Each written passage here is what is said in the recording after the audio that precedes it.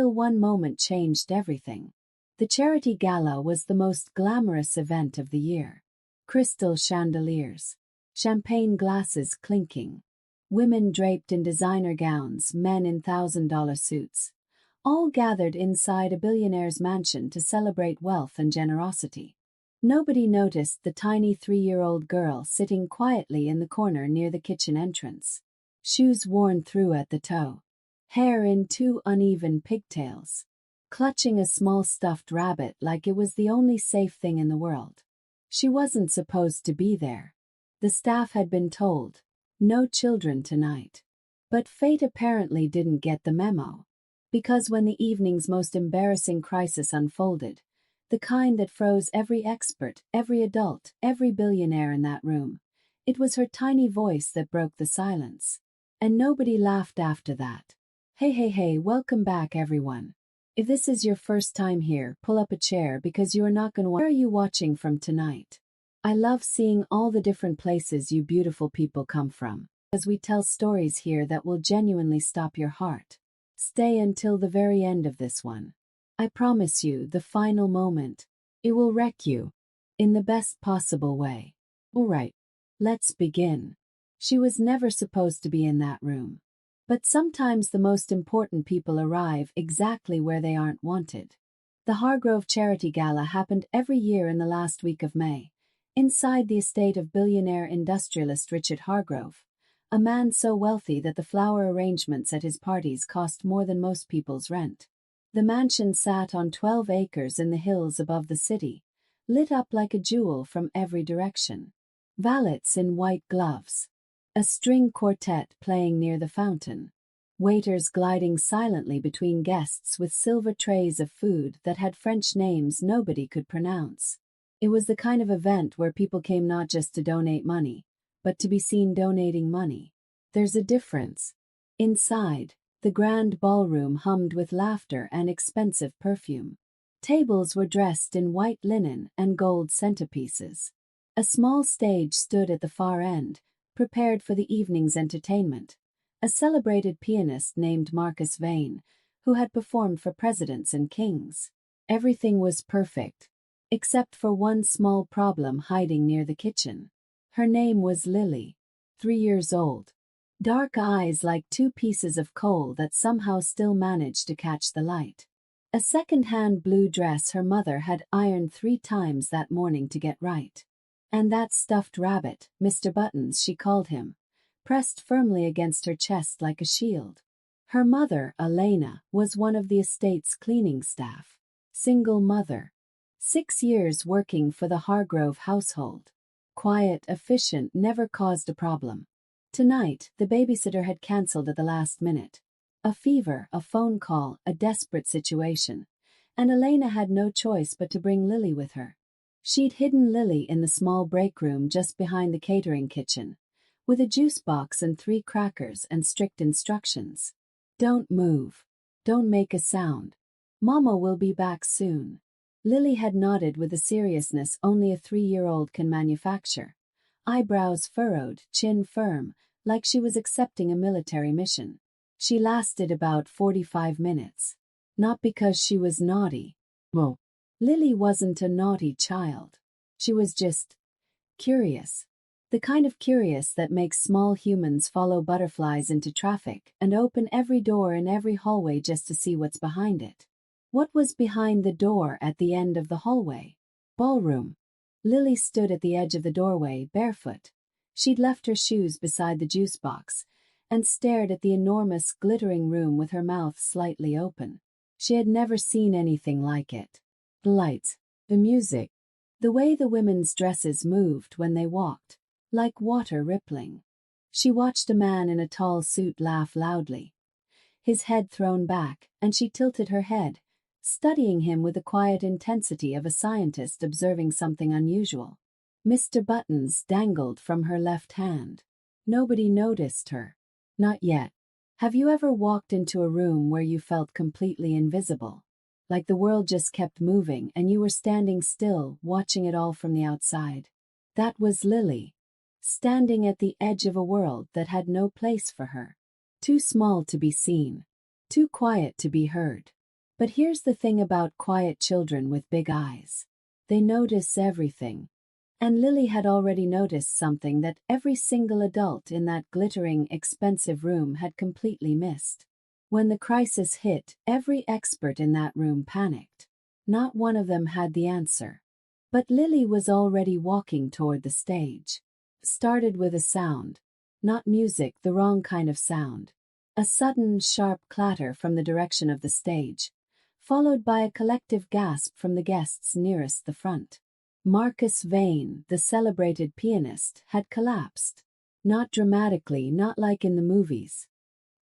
He simply slumped sideways off the piano bench, one hand sliding across the keys in a discordant crash, and then he was on the floor, conscious but pale, one hand pressed to his chest, breathing in shallow, uneven sips. Within seconds, the room fractured. Several guests rushed forward. A woman screamed. Not loudly, just a sharp, involuntary sound of shock. A man shouted for someone to call an ambulance. Two other men in suits crouched next to Marcus, asking questions in urgent, hushed tones. Richard Hargrove appeared from the opposite side of the room. Tall, silver-haired, the kind of man whose presence immediately commands attention. His expression controlled but his eyes alarmed. "What happened?" he demanded. He fell. "Is he breathing?" Yes, he's breathing, but..." Marcus, from the floor, managed to raise a weak hand. "I'm all right," he said, though he clearly wasn't entirely. "Heart. Had episodes before. I need a moment." The paramedics were called. That was handled. But here's where the real crisis began. The gala wasn't just a party. It had been organized around a single centerpiece moment, a live auction tied to a specific musical performance. Donors had flown in from 3 different states for this evening. The auction, for a children's hospital wing, was scheduled to begin immediately after Marcus played. Without the performance, without the emotional atmosphere the music was supposed to create, the auction could fall flat. The committee had seen it happen before at other events. Wrong energy, wrong moment, and suddenly the big donors find reasons to write smaller checks. Richard Hargrove knew this. His event coordinator, a sharp woman named Patricia, materialized at his shoulder looking like she was trying very hard not to show that she was unraveling. "We have 30 minutes before we lose the room," she murmured. "Is there anyone who can play?" they asked. They genuinely asked, out loud, to the entire room, with a kind of awkward desperation that strips away all pretense of glamour. Did anyone play piano? Few embarrassed laughs. An older man said he'd taken lessons in 1987. A young woman said she knew chopsticks. Someone suggested pulling up a playlist on a phone, and the look Patricia gave that person could have cut glass. The piano, a magnificent Steinway grand, black and gleaming under the stage lights, sat abandoned and silent, like it was waiting for something, or someone. Have you ever watched a room full of powerful people completely fall apart because they couldn't solve a simple problem? There's something quietly humbling about it, isn't there? Richard Hargrove stood with his arms crossed, staring at the piano, jaw tight. 30 years of building his empire and he couldn't fix this. He felt something he rarely felt. Helpless. That's when he heard it. Soft footsteps on the marble floor. He turned. A tiny barefoot girl in a second-hand blue dress was walking through the edge of the crowd, completely unbothered, a stuffed rabbit swinging from her left hand. Her dark eyes fixed on the Steinway like it was a magnet and she was made of iron. Someone in the crowd noticed her and laughed. Not cruelly. Just the surprised laugh of someone who sees something unexpected. But others joined in. And suddenly people were nudging each other and smiling at the amusing sight of this little lost child wandering through the charity gala.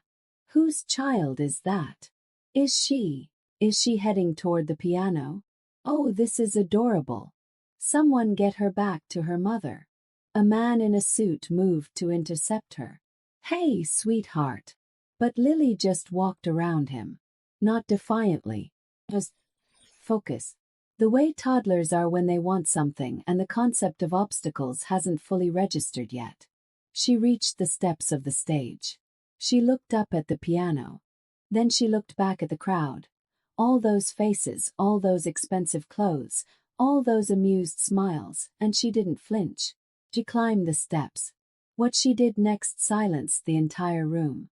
And one woman who had been laughing the loudest suddenly couldn't breathe. Nobody stopped her. Maybe they should have. Maybe someone meant to. But there was something about the way Lily moved, that absolute, uncomplicated certainty, that made everyone pause just 1 second too long. She reached the piano bench. It was too tall for her. She stood on her tiptoes, placed Mr. Buttons carefully on top of the piano like he deserved a good seat, and then, with effort, with the pure physical determination of a 3-year-old, she climbed up onto the bench herself, sat down, smoothed the front of her blue dress, and placed her tiny hands on the keys. The room was already quiet with curiosity, but in the half-second before she played, that suspended, breathless half-second, it became a different kind of quiet, the kind that has weight. Then Lily played. Not chopsticks. Not a random clatter of small fingers hitting keys. She played the opening bars of Claire de Lune. Debussy. Perfectly. Every note in its exact place, the tempo gentle and deliberate. Her tiny hands stretching across intervals they shouldn't have been able to reach, and yet they did. Her eyes were half closed. Her small shoulders relaxed. She played like someone returning to a familiar language. The room didn't react immediately. For about 4 full seconds, people simply couldn't process what they were hearing. It was too far outside what their brains expected from the image in front of them, a 3-year-old barefoot with a stuffed rabbit on the piano, to compute as real. Then someone said very softly, "Oh my God!" And that broke the spell. The woman nearest the stage, Diana Hargrove, Richard's wife, who had been among those smiling indulgently at the lost little girl, put her hand over her mouth. Her champagne glass lowered slowly to her side, forgotten. Patricia, the event coordinator, had gone completely still. Her clipboard hung at her side. Richard Hargrove stared. He had heard many extraordinary things in his 62 years. He had been to concert halls in Vienna and jazz clubs in New Orleans. He had sat in the front row for performances by some of the world's finest musicians. But watching this tiny girl play Debussy on his stage, barefoot, with absolute serenity, something shifted in his chest. Something he couldn't name. Have you ever witnessed something so unexpected it made you question everything you'd assumed about the moment you were in? Lily played for 2 full minutes. Then she stopped, lifted her hands from the keys with the same gentle care she'd placed them with, looked out at the audience with those dark, quiet eyes. The silence that followed lasted almost 5 seconds. Then the ballroom erupted. Not polite applause, not the measured, gloved clapping of charity gala guests performing appreciation. This was real, spontaneous, overwhelmed. People were standing. Several were visibly emotional. A man near the back wiping his eyes quickly, embarrassed. The woman who had laughed the loudest when Lily walked through the crowd was now pressing both hands to her face. But Lily didn't smile at the applause. She looked at only one thing. The door at the side of the stage, where her mother had just appeared, pale, terrified, having heard from another staff member that her daughter had gotten out, and was frozen in the doorway with tears already running silently down her face. "Mama," Lily said simply, into the microphone that happened to be live. And the applause somehow got louder. But the real story, the secret that nobody in that room knew yet, was only just beginning to surface. Because Richard Hargrove had walked to the edge of the stage and was looking at Lily with an expression that went far beyond amazement. He looked like he had seen a ghost. Richard Hargrove had spent 20 years running from something. And in 30 seconds, a 3-year-old had brought it all back. Elena reached the stage in seconds, scooping Lily into her arms, murmuring apologies. "I'm so sorry," she slipped out. "I don't know how, I'm so sorry." her voice cracking between embarrassment and the residual tears she couldn't fully hide. "It's all right," Diana Hargrove said immediately, touching Elena's arm. "Please. It's more than all right." But Richard wasn't listening to any of it. He was still staring at Lily, at her hands specifically, those small fingers now wrapped around her mother's collar. "How long?" he said. His voice came out differently than normal, lower, rough at the edges. "How long has she been playing?" Elena blinked, caught off guard. "Since she started touching the piano at home when she was barely 2. I have an old keyboard from before. She just picked it up. She's never had a lesson. I can't afford." She stopped herself, embarrassed again. Richard nodded slowly, still staring at Lily. "What's her name?" "Lily." Something moved across his face, quick and painful, like a shadow passing. "Lily," he repeated. What was it about that name? Why did a billionaire's hands, steady enough to sign million-dollar contracts without flinching, suddenly tighten at the sound of a toddler's name? Diana noticed. She knew her husband's face better than he knew it himself. She saw the color change, the muscle along his jaw, the way his eyes went distant, even while looking directly at the child in front of him. "Richard," she said quietly. "I'd like to speak with you," he said to Elena. "When you have a moment this evening. In private." Elena looked alarmed. "Sir, I want to apologize. She wasn't supposed to be here. If this is about my position." "It's not about that," he said firmly. "Please.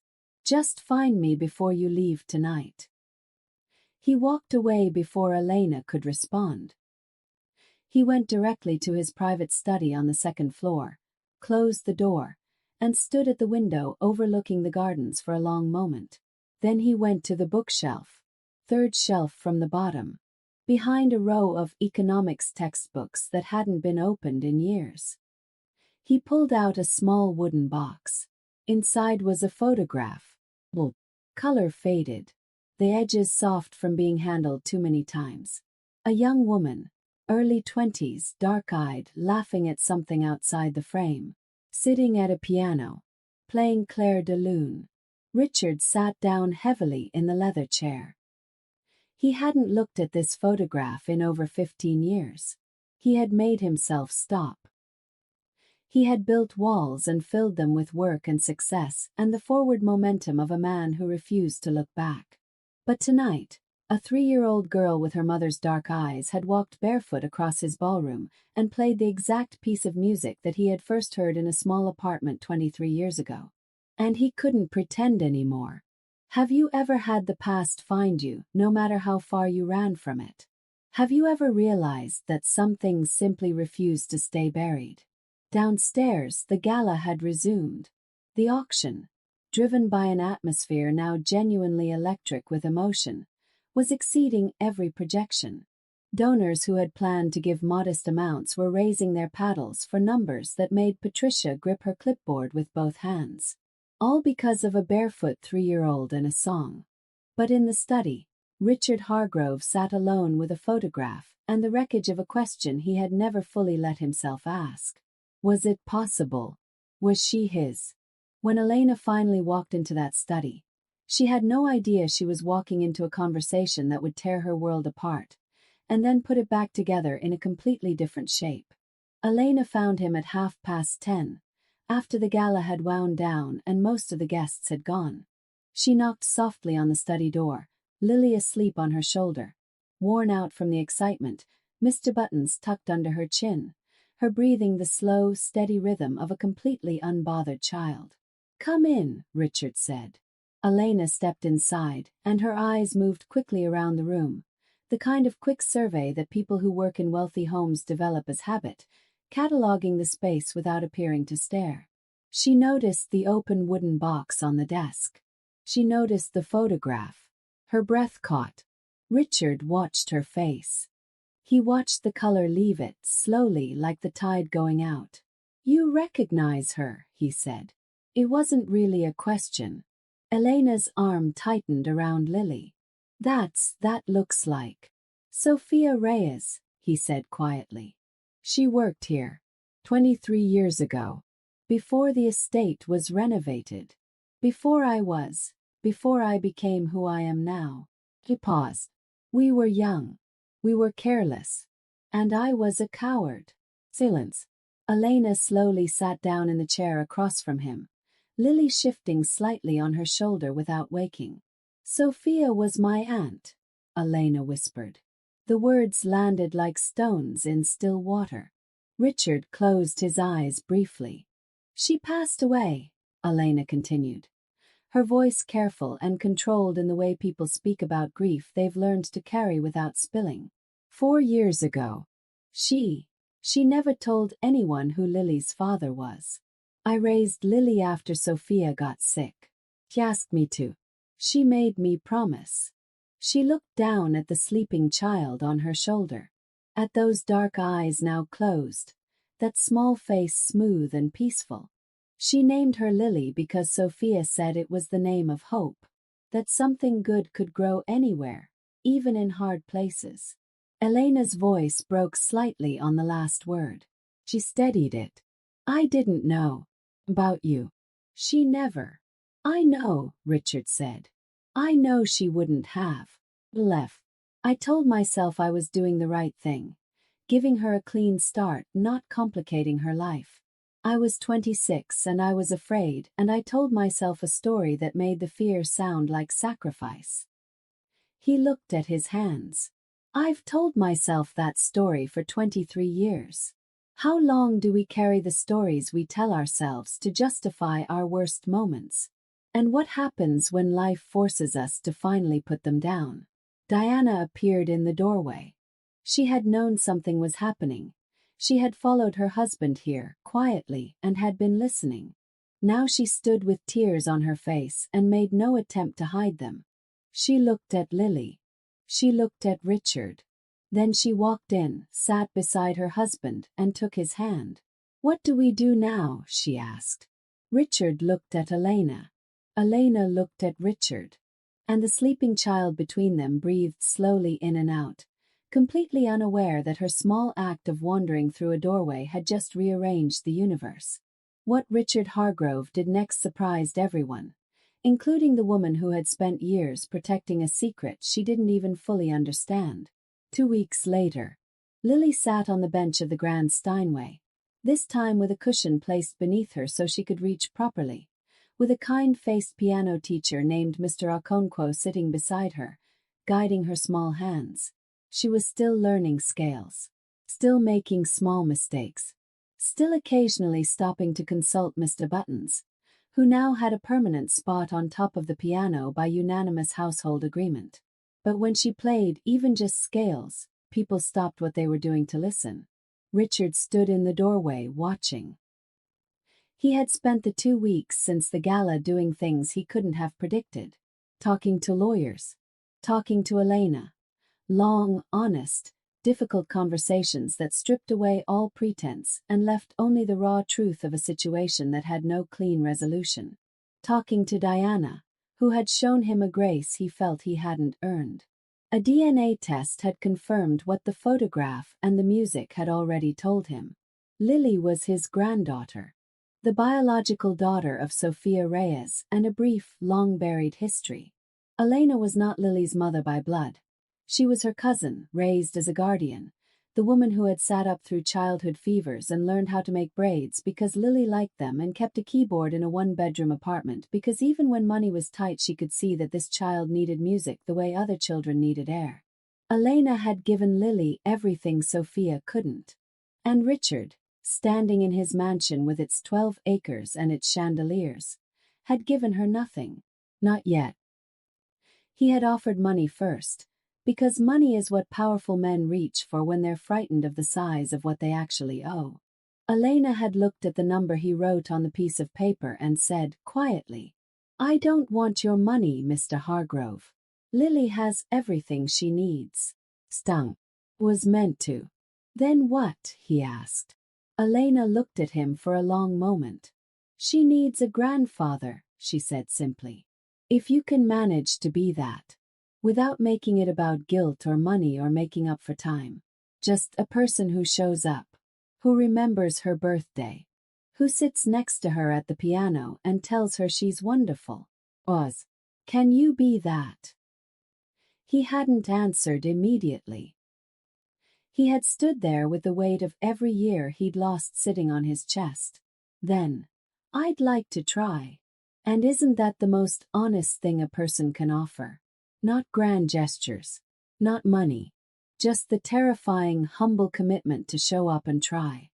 The day after that conversation, Richard had done something that raised eyebrows across his entire social circle. He had quietly restructured the Hargrove Foundation, the charitable arm of his business empire, to focus specifically on music education for underprivileged children. Full programs, instruments, teachers, in 12 cities by the end of the year. He named it the Lily Foundation. He didn't hold a press conference. He didn't write a press release. He just did it and let it speak for itself. Patricia, when she found out, sat at her desk for a full minute without moving. Then she looked up the original founding documents, just to check the name one more time. The Lily Foundation. She thought about the barefoot girl walking through the crowd 3 weeks earlier. The laughing, the casual dismissal, the assumption that this child was an amusement, a minor disruption, something to be tidied back into the kitchen. She thought about the moment the first note hit the air. She quit her job that same afternoon, not in anger, but because she had been offered a position as the foundation's first director, and she had said yes before Richard even finished the sentence. Back in the music room, Lily had stopped her scales. She was playing something else now. Improvising, really, her small hands wandering the keys with that instinctive confidence that her teacher called extraordinary and Richard simply called her. A melody that had no name yet. Soft and searching and occasionally perfect. Richard walked in quietly and sat down on the small sofa near the window. Lily glanced over at him between notes. "You came," she said matter-of-factly. "I came," he confirmed. She nodded, as if this were simply the correct state of affairs, and turned back to the keys. Mr. Buttons watched from the top of the piano with his button eyes. And in the window, the late afternoon light came in gold and warm, landing across a 3-year-old girl who had walked barefoot into a room where she wasn't wanted, and changed every single person in it. Sometimes the smallest person in the room is carrying the most extraordinary gift. Not because they earned the right to be noticed. Not because they fought for their place. But simply because that is who they are. And the world has a way of making sure that kind of light eventually gets seen, no matter how hard people try to look away. Lily didn't walk onto that stage to prove anything. She walked on because she heard a piano that wasn't being played.